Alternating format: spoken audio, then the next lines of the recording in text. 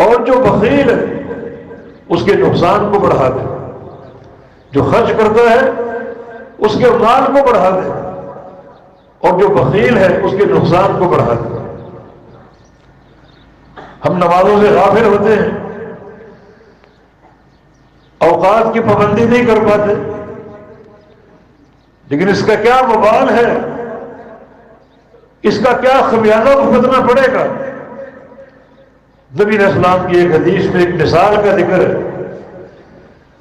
من فاتت صلاۃ العصر فکأنما بذر اہلہ ومالہ، جس شخص کی عصر کی نماز لیٹ ہو جائے، عصر کی نماز تاخیر سے پڑھے، اب اس کے کھاتے میں کیا نقصان جا رہا ہے، کیا بربادی جا رہی ہے، اسے اس کا احساس نہیں ہے، مگر اس مثال سے سمجھ لے کہ گویا اس کا سارا اہل، بیوی بچے، بھائی بہنیں، ماں باپ، اس کا سرمایہ اور اس کا مال، سب کا سب ایک مقام پر جمع کر کے اس کو آگ لگا دی،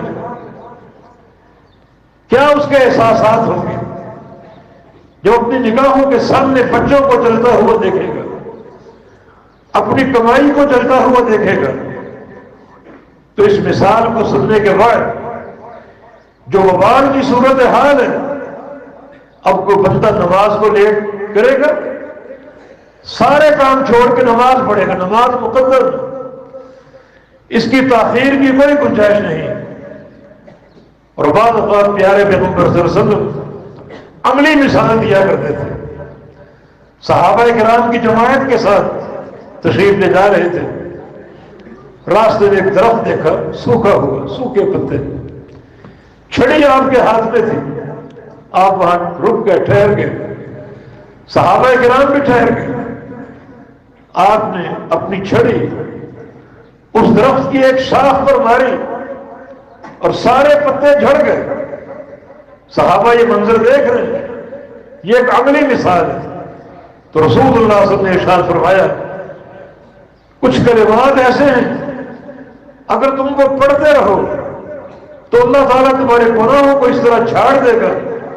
جیسے اس درخت کے پتے جھڑ گئے۔ وہ کلمات کیا ہیں؟ سبحان اللہ والحمد للہ ولا الہ الا اللہ واللہ اکبر۔ اگر یہ کلمات تم پڑھتے رہو تو اللہ تعالیٰ تمہیں تمہارے گناہوں سے اس قدر پاک اور صاف کر دے گا جیسے اس شاخ کے پتے جھڑ گئے۔ تو اس مثال کا تصور کر لیجیے اور اپنے گناہوں کے بوجھ کا بھی سوچیے، ان گناہوں کو جھاڑنے کی اور گناہوں سے پاک صاف ہونے کی تدبیر کیجیے۔ تدبیر آپ نے نہیں کرنی، تدبیر ہو چکی ہے اور اللہ کے پیغمبر کھول کھول کر بیان کر چکے ہیں۔ تو آپ نے اس عملی تمثیل سے واضح کر دیا کہ جو بندہ یہ کلمات پڑھے گا جو کہ عقیدہ توحید کا مربع ہے، تو اللہ تعالیٰ کی کلمات کی برکت سے اس کے گناہوں کو اس طرح جھاڑ دے گا جیسے آپ کے سامنے اس شاخ کے پتے جھڑ گئے۔ تو ان مثالوں سے آپ سمجھیے کہ تمثیل اور مثال ایک ادبی اور بلاغت کا اصول اور اسلوب ہے جس سے باتیں واضح ہوتی ہیں اور ایک چیز کی حقیقت عیاں ہوتی ہے۔ اگر کہا جائے کہ زید بہادر ہے تو اس کی بہادری کا تصور کچھ واضح ہوتا ہے، اور اگر کہا جائے کہ زید شیر ہے تو اس کی بہادری اور زیادہ منکشف ہوگی اور زیادہ واضح ہوگی۔ یہاں جو مثال اللہ پاک نے دی وہ کلمہ طیبہ کی ہے۔ الم تر کیف ضرب اللہ مثلا کلمۃ طیبہ،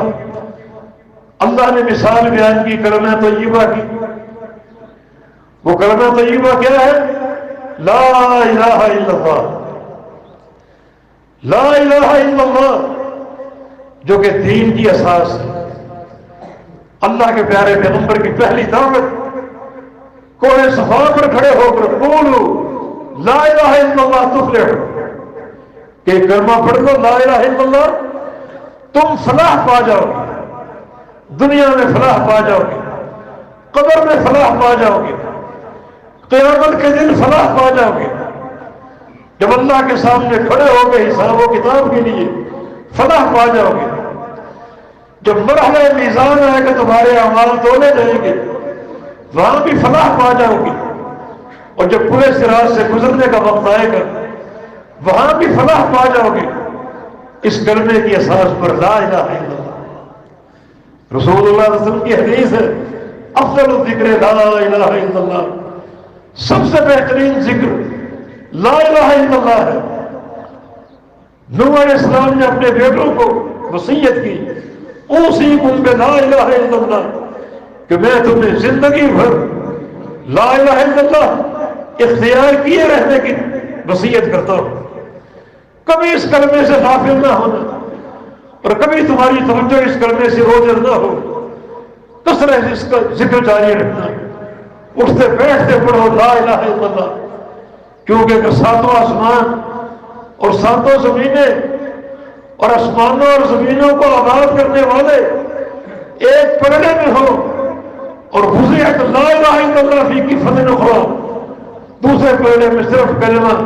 لا الہ الا اللہ ہو تو یہ پلڑا بھاری ہوگا اور آسمانوں اور زمینوں کا پلڑا ہلکا پڑ جائے گا۔ بڑی قوت ہے اس کلمے میں، حتیٰ کہ میدان جہاد میں دشمن آپ کا نقصان کر چکا ہو اور آپ اس پر غلبہ پانے والے ہو اور وار کرنے والے ہو، اس کا گلا کاٹنے والے ہو اور وہ لا الہ الا اللہ پڑھتے تو اس کو پھر مارنا حرام اور ناجائز ہو۔ نبی علیہ السلام کا فرمان ہے اگر تم نے کلمہ پڑھنے کے بعد اس کو مار دیا تو کلمہ پڑھنے سے قبل جو اس کا مقام تھا اس مقام پر تم آ جاؤ گے، اور قتل کرنے سے پہلے جو تمہارا مقام تھا اس مقام پر وہ آ جائے گا، یعنی تم جہنمی بن جاؤ گے اور وہ جنتی بن جائے گا۔ سفیان ثوری کا قول ہے لیس شیء اقطع لظہر ابلیس من قول لا الہ الا اللہ،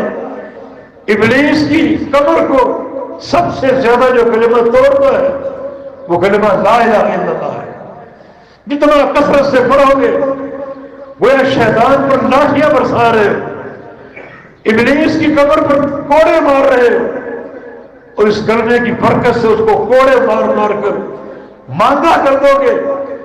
تھکا کر گرا دو گے، اس کی قوت سلب ہو جائے گی اور تمہیں برگلانے کے قابل نہیں رہے گا۔ یہ عظیم کلمہ الم تر کیف ضرب اللہ مثلا کلمۃ طیبۃ، اللہ رب العزت اس کلمہ طیبہ کی مثال بیان کرتا ہے۔ اس کلمہ طیبہ کی مثال کشجرۃ طیبہ،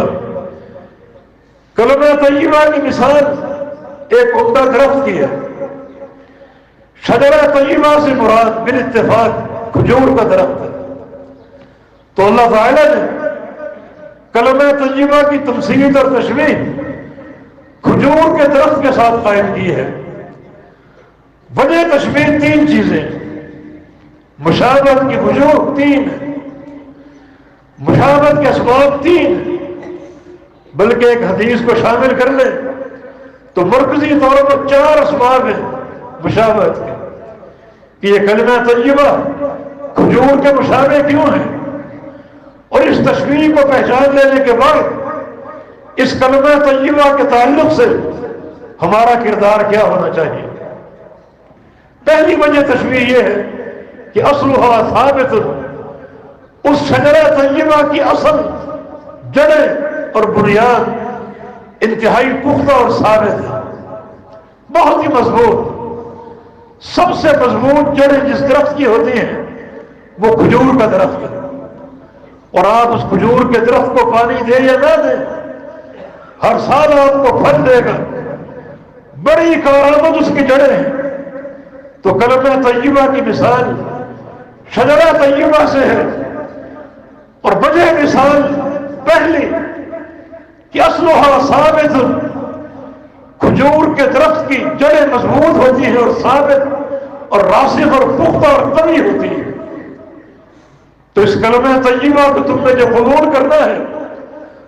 تو کھجور کا درخت بن کر مضبوط جڑوں کے ساتھ قبول کرو، مضبوط بنیادیں اس کی قائم کر دو، اس میں کوئی کمزوری نہ ہو، کوئی تساہل نہ ہو، انتہائی ثابت اور راسخ عقیدہ ہو تمہارا